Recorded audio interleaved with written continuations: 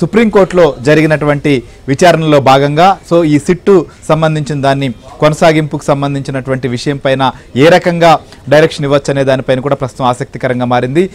మా Delhi bureau chief కృష్ణని కూడా మనం అడుగుదాం. కృష్ణ, చెప్పండి, నిన్న సుప్రీంకోర్టులో జరిగినటువంటి వాదనలు, సుప్రీంకోర్టు చేసినటువంటి కొన్ని పాసింగ్ రిమార్క్స్ కావచ్చు, లేదా ఈ నేపథ్యంలో ఇవాళ సిట్ అయితే మాత్రం తాత్కాలికంగా ఒక బ్రేక్ విధించింది. సో దీన్ని ఎలా మనం భావించవచ్చు? సుప్రీంకోర్టు నిన్న చేసినటువంటి కామెంట్స్ని దృష్టిలో ఉంచుకొని ప్రభుత్వం ఈ నిర్ణయం తీసుకుందనుకోవచ్చా, లేకపోతే సుప్రీంకోర్టు ఆలోచన ఎందుకంటే ప్రభుత్వం సంబంధించినటువంటి సొలిసిటర్ జనరల్ అభిప్రాయాన్ని కూడా కోరినటువంటి నేపథ్యంలో 3వ తేదీన ఏం జరగచ్చు అనుకోవచ్చు మనం? శ్రీహరి, 3వ తేదీ అంటే ఇక ఎల్లుండి ఏదైతే కేంద్ర ప్రభుత్వం ఏ విధంగా తన అభిప్రాయాన్ని తెలియజేస్తుంది, కేంద్ర ప్రభుత్వాన్ని సూటిగా కోరింది ఒకటే, ఇప్పుడున్నటువంటి సిట్ దాని యొక్క దర్యాప్తు కొనసాగించాలా లేకపోతే స్వతంత్ర దర్యాప్తుతో విచారణ జరిపించాలా అన్నది కేంద్ర ప్రభుత్వం చెప్పాలి అంటూ కేంద్ర ప్రభుత్వం యొక్క సొలిసిటర్ జనరల్ తుషార్ మెహతా అభిప్రాయాన్ని కోరారు. కోర్టుకి సహకరించాలని కూడా ధర్మాసనం కోరటం జరిగింది. బిఆర్ గవాయ్ నేతృత్వంలో ధర్మాసనం. అయితే ఏమిస్తుంది ఎల్లుండి అన్నదే ఇప్పుడు సర్వత్రా ఉత్కంఠత రేకెత్తిస్తుందనే చెప్పొచ్చు. అయితే ఒక్క విషయం మాత్రం ఇక్కడ చాలా స్పష్టంగా మనం అర్థం చేసుకోవాల్సిన అంశం, అందరికి ప్రేక్షకులకు అందరికి కూడా తెలియాల్సినటువంటి అవసరం ఏంటి అంటే, ఈ యొక్క దర్యాప్తును అయితే నిలిపివేయడానికి సుప్రీంకోర్టు అయితే సుముఖంగా లేదు. ఏదైతే పిటిషనర్స్ కోరిన విధంగా ఈ దర్యాప్తును నిలిపివేయాలి, సిబిఐ ద్వారా ఈ దర్యాప్తును జరిపించాలి, లేకపోతే ఇది అనవసరమైనటువంటి దర్యాప్తు, భక్తుల మనోభావాలకు సంబంధించినటువంటి అంశం, అక్కడ అడల్టరేషన్ జరగలేదు, లేకపోతే అక్కడ కల్తీ జరగలేదు అంటూ ఏదైతే పిటిషనర్లు చెప్పారో ఆ పిటిషనర్లు చెప్పినటువంటి వాదనల్ని కోర్టు పరిగణలోకి తీసుకోలేదు. దర్యాప్తును నిలిపివేయడానికి కానీ, దర్యాప్తు వద్దు అని చెప్పడానికి కానీ ఏమీ కూడా కోర్టు అటువంటి నిర్ణయం తీసుకోలేదు.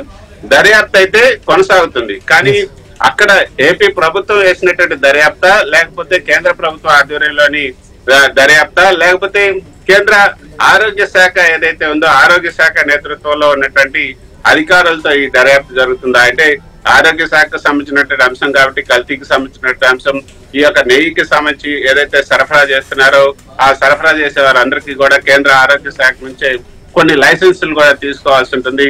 సో కేంద్ర ఆరోగ్య శాఖ అధికారుల నేతృత్వంలో వాళ్ళ దర్యాప్తు అంటే ఆ బృందంలో వాళ్ళు కూడా ఉంటారా, లేకపోతే వేరే వాళ్ళు ఎవరైనా ఉంటారా, స్థానికంగా ఉన్నటువంటి ఏపీ ప్రభుత్వానికి సంబంధించినటువంటి అధికారులతో పాటు ఇక్కడ కేంద్ర ప్రభుత్వ అధికారులతో కలిపి ఒక కమిటీని వేసి ఆ కమిటీ దర్యాప్తు చేస్తుందా అన్నది కూడా రేపు నిర్ణయించబోతుంది, ఎల్లుండి నిర్ణయించబోతుంది. ప్రస్తుతం జరుగుతున్నటువంటి దర్యాప్తుని కొనసాగించాలా లేకపోతే వేరే దర్యాప్తు జరపాలా? దర్యాప్తు అయితే జరుగుతుంది, కానీ ఎవరు చేయాలి ఈ దర్యాప్తు, అసలు జరిగిందా లేదా కల్తీ అనేది తేల్చాల్సినటువంటి అవసరం ఉంది.